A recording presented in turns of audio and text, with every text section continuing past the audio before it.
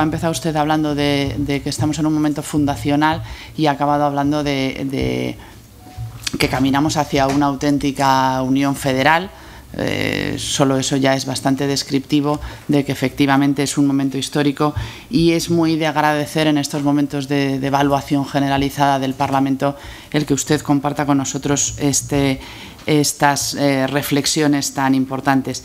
A mí me parece que la hoja de ruta que usted ha trazado, o que en ese informe se ha trazado y que usted nos ha explicado, va a resultar altamente beneficiosa para nuestro país, porque deja, o mejor dicho, pone en evidencia el anacronismo intrínseco de lo provinciana que es a veces la vida política española, ¿no? Del aldeanismo que en muchos casos todavía predomina, incluso en discursos e informaciones que en principio no parecen responder a esas ideas localistas, pero que en la práctica sí lo hacen, puesto que el localismo es uno de los males endémicos de la política española. Y en ese sentido creo que nos va a ayudar mucho a algo que decía hace unos días. Se celebraba en Altea un seminario organizado por la Fundación Konrad Adenauer respecto sobre el gasto autonómico en España, y hubo un mensaje que varios intervinientes alemanes nos trasladaron, que yo creo que es muy importante, que es que a la hora de solucionar los problemas de España salgamos de nuestro ensimismamiento y pensemos en que tal y como resolvamos los problemas de España, eso va a influir decisivamente en el futuro de Europa. Es decir, que dejemos de pensar un poco en el pequeño terruño y empecemos a pensar en unas dimensiones mucho más amplias, en esas dimensiones europeas de verdad, ¿no? Y yo creo que esto que usted nos ha contado pues favorece que de una vez por todas salgamos de ese localismo y empecemos a pensar en clave europea. A mí lo que me preocupa de esta transformación son un par de cosas que le explico brevemente. En primer lugar, usted lo conoce mucho mejor que yo, todas estas cosas de momento bueno, son informes, son estudios. Llegará un momento en que habrá que plasmarlo pues, en un tratado, en un documento, en fin, de fuerza legal. Y en ese momento la negociación nacional, por desgracia, seguirá tirando mucho, porque es la tradición de la Unión Europea, y me preocupa porque nos pilla a España en un momento de particular debilidad, de debilidad interna, pero de una debilidad que tiene su reflejo internacional y que me preocupa que pueda debilitar esa posición negociadora a la hora de concretar todo esto que usted nos ha explicado y que yo comparto plenamente, pues eso, en un documento que tenga fuerza legal. Le pregunto cómo aborda el Gobierno español bueno, pues esa hipotética negociación. También qué plazos calcula usted para todo esto que nos ha explicado. Claro, hay una gran diferencia entre que se produjera, no sé, de aquí a final de año, por ejemplo, la supervisión bancaria única, ¿no?, que es lo que está previsto, pero el puerto de destino que decía usted del federalismo, que a mí me parece, coincido, lo escribí hace unos días en Le Point, Bernard-Henri Lévy, o federalismo o muerte, ¿no? Es la única solución que tenemos para Europa. Pero tal vez si esos plazos del federalismo los fiamos a 5 o 10 años, la muerte llegue antes que el federalismo, ¿no? Entonces, que nos definiera usted un poco más los plazos también creo que sería muy interesante. Algunas de las ideas que usted ha explicado coinciden, como no puede ser de otra forma, no es una crítica, con algunas de las que ya nos explicó en junio, previo a la cumbre a la cumbre europea que se celebró a finales de junio.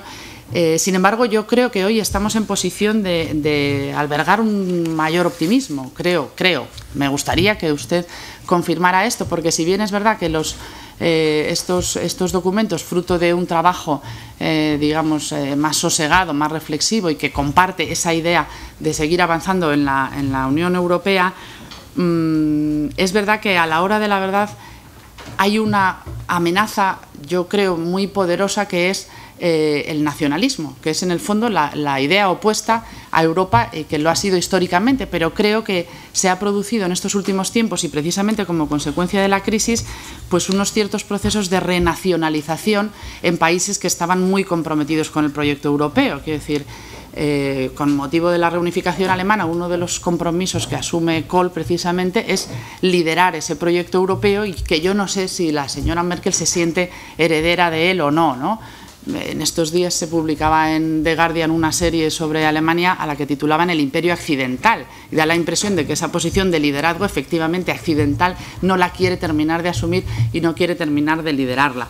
No digo que Alemania sea el único país donde hay nacionalismo, sí digo que esa amenaza lo hay también en otros países, en Hungría, sin ir más lejos, en Polonia, según las épocas, en la propia Finlandia, en Holanda, es decir, en países que han constituido el corazón del proyecto europeo. Y creo que ahora mismo esa es la mayor amenaza a la que se enfrenta este proyecto, porque, por desgracia, como viene precedido de la crisis que llevamos ya 4 años padeciendo, el Eurobarómetro lo refleja, hay una desafección en España, por ejemplo, que ha sido un país tradicionalmente proeuropeísta, incluso aún sin saber probablemente todas las implicaciones que eso conllevaba, pues llega ya al 28% el porcentaje de españoles que tiene una opinión negativa de la Unión Europea. Entonces, compartiendo nosotros, como compartimos plenamente ese panorama que nos ha dibujado, también tengo interés en saber qué va a hacer el Gobierno para este proceso que es, digamos, de las superestructuras, cale en la ciudadanía o consiga implicar a una ciudadanía que en estos momentos cada vez se muestra más desapegada y más desafecta de ese proyecto europeo. A veces da la sensación de que los gobernantes están jugando mucho el juego local, el juego de no quiero perder mis próximas elecciones, y a lo mejor hace falta que alguno se deje arder en la pira europea y pierda sus elecciones para que Europa sobreviva, ¿no? No sé si esto lo comparte usted o si no, pero yo creo que aquí hay una verdaderamente lo que a veces es un antagonismo entre esa defensa de los intereses nacionales y de los intereses europeos.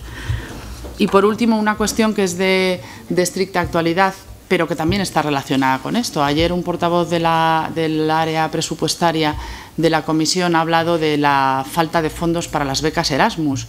Yo creo, yo viví en mi época universitaria la implantación de las becas Erasmus y creo que es probablemente la mayor aportación a contribuir a un sentimiento común entre los europeos y a un intercambio y a un conocimiento mayor. A nuestro grupo nos parecería una gran pérdida que estas becas se perdieran, no por el hecho de las becas en sí, sino por esa conciencia verdadera de que hay que estimular el sentimiento de ciudadanía europea, y nos parece que en este momento es el peor, ¿no?, para perder algo que sí que estaba operando en beneficio de esa ciudadanía europea. La señora Lozano ha hecho una referencia, es la referencia filosófica a la que me refería antes.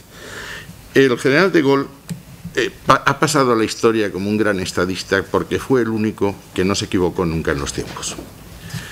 Entre la entreguerra del 14 al 39 fue el único que dijo que la guerra que iba a venir iba a ser completamente distinta de la guerra del 14, que no iba a ser una guerra de trincheras, sino una guerra mecanizada.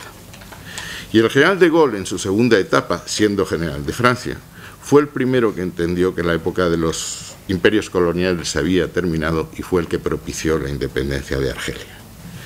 Y en política, el acertar con los tiempos, como casi siempre en la vida, es la virtud esencial de un político. Y ha habido una etapa que fue la de los Estados-nación, la soberanía de Bodino, que empieza en Westfalia, y termina el año 1945.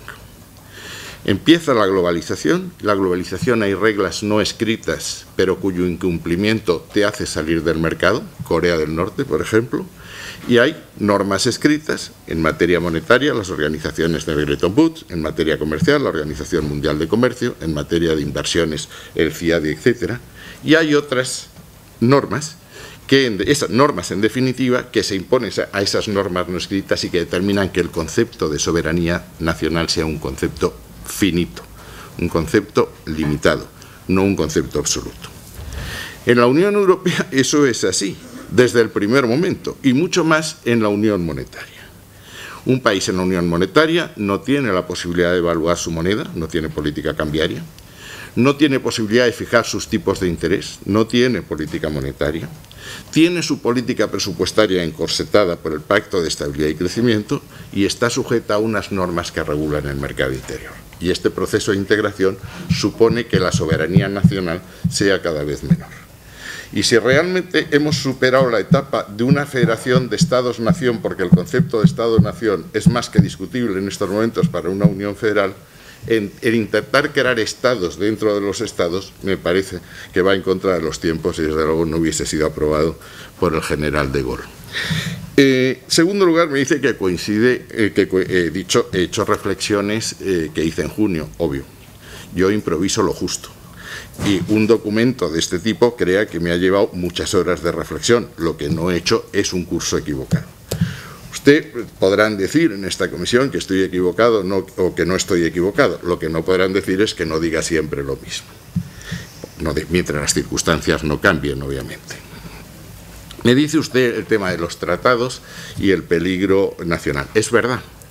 Pero precisamente porque en la revisión de los tratados está la salvaguardia de los estados nacionales que quieran oponerse a ese proceso de integración, en el plan que yo diseñé y que se incorpora a este documento es un documento por fases. En las dos primeras no hay que modificar los tratados y solo cuando el tema esté muy maduro se modificarán los tratados, cuando ya sea evidente que la modificación de los tratados es necesaria y no es contraproducente. Por eso he dicho, empecemos en materia fiscal, por una convergencia fiscal, por un establecimiento de mecanismos de control para evitar derrapes, establezcamos un mecanismo de bonos con responsabilidad mancomunada, que es lo que permite el tratado, y cuando se hayan producido esas dos circunstancias, convergencia y control por un lado y funcionamiento de un mercado interior con un fondo monetario que lo rija, cambiemos el tratado. Y en ese momento entiendo que la lógica se impondrá. El tema de los Erasmus, lo ha dicho la portavoz del Partido Popular, es absolutamente así. Leo la nota, la Comisión Europea transfirió a las agencias nacionales en junio de 2012 el 80% del presupuesto destinado a Erasmus, con lo cual se cubre el año escolar 2012-2013.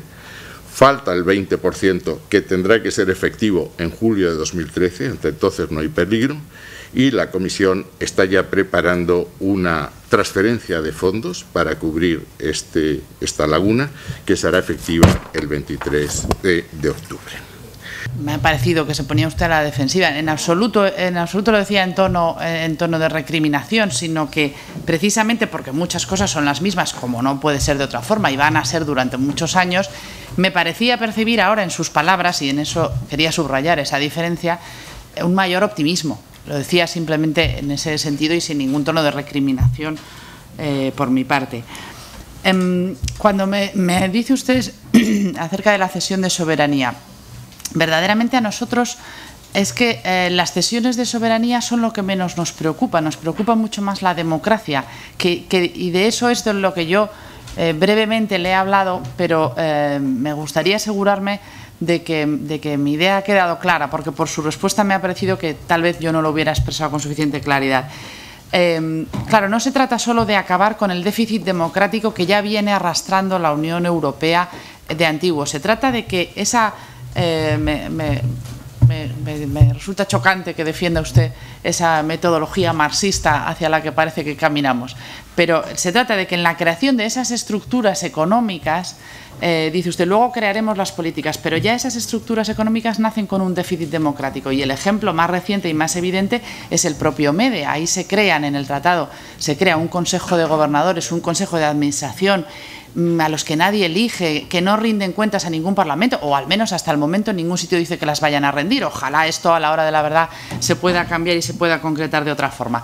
Entonces, nuestra preocupación precisamente está, nos fascina la idea de ceder soberanía siempre y cuando esos órganos a los que se les ceda estén sometidos a los controles democráticos y a la elección democrática que hasta ahora tenían los órganos donde hasta ahora estaba la soberanía, es decir, sea el Banco de España, sea el Congreso de los Diputados o el Senado.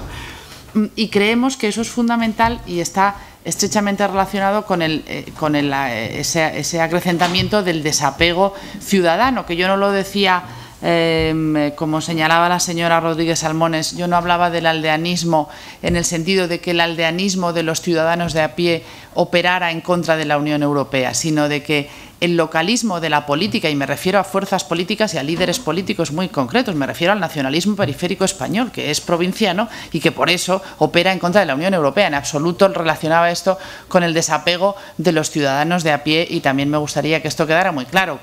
Coincido, sin embargo, con la portavoz popular en que muchas veces hay un gran trabajo que hacer por parte de los medios de comunicación. Es decir, nosotros tenemos mucho trabajo que hacer, pero efectivamente, si la explicación y el acercamiento de las instituciones europeas no se produce desde los propios medios de comunicación, pues todo nuestro esfuerzo puede caer en saco roto. Y por último, me gustaría escuchar de sus propias palabras un mayor compromiso con las becas Erasmus, porque claro, esto, como estamos ya un poco escaldados de las palabras extrañas, ¿no? Esto de que hasta junio de 2013 están garantizados y luego se reorienta, esto es como si se modula el derecho de manifestación, se reforma, ¿no? Y al final todo eso significa siempre se restringe, porque es que lo estamos viviendo. Me gustaría saber, aunque también sé que quizá no sea exclusivamente una decisión del Gobierno de España, si el Gobierno está comprometido y cree en la bondad de esas becas, en la bondad que tienen para los españoles y para los europeos. Señora Lozano, si yo expuse en aquel momento, lo expuse porque quise compartir con ustedes lo que yo iba a pretender llevar al documento, con el riesgo de que muchas de las cosas no se incorporasen. Y lo que he hecho ahora es venir a dar cuenta del fruto de esa decisión. Simplemente forma parte de mi espíritu de entender la democracia parlamentaria, compartir lo que voy a hacer y dar cuenta de lo que he conseguido. En segundo lugar, me dice que le extraña que cite más. Mire, yo recuerdo un refrán que dice que la verdad será la verdad, la diga Agamenón o su porquero. Que Marx tenía razón en lo de las estructuras económicas y las superestructuras políticas me parece evidente, y lo único que he dicho es que en este momento lo que preocupa es ver cuál es la estructura económica para pasar a la superestructura política. Pero en el documento se avanza en cuanto se dice, me habla usted del MEDE. En cualquier debate que haya visto, y yo creo que hemos coincidido todos, el MEDE como está no nos gusta. Queremos que que esto se haga por procedimiento comunitario, es decir, que se apruebe por el Parlamento. Lo que pasa es que esto, ya que estamos, y paso a los términos hortofrutícolas del señor Anasagasti, son las tejas, o las tomas o las dejas, y ha habido que aceptar el MEDE como está, pero no que nos guste.